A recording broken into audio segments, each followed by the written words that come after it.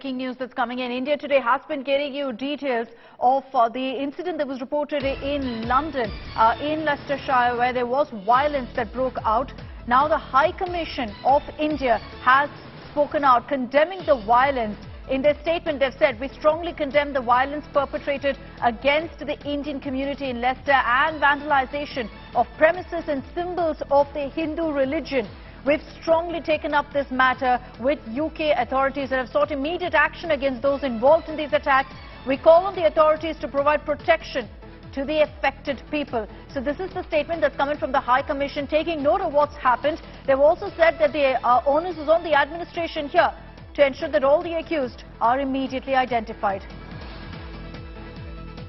This is the big breaking news that's coming in. Remember, in Leicester, there were reports that came in of violence that broke out, communal violence, as in fact there were Hindu idols that were targeted also in these clashes that broke out.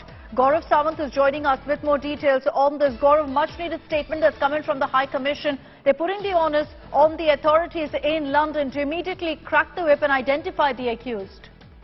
You know, when you look at these images, look at the large number of police personnel who are standing there, and in the presence of police personnel, a Hindu temple is being targeted by this man in a hoodie, and you know, the flag, the saffron flag of a Hindu temple, that is being removed. And there are people who are chanting and clapping. Look at the number of policemen. You can count at least a dozen police personnel who stand and watch. And this shows the tense situation. Of course, as of now, police in Leicester say that the situation is completely under control. But what has the High Commission of India said in London? They said they strongly condemn the violence perpetrated against the Indian community in Leicester and the vandalization of premises and symbols of Hindu religion. Government of India has taken this up with authorities in the United Kingdom and seek action against those involved in these attacks.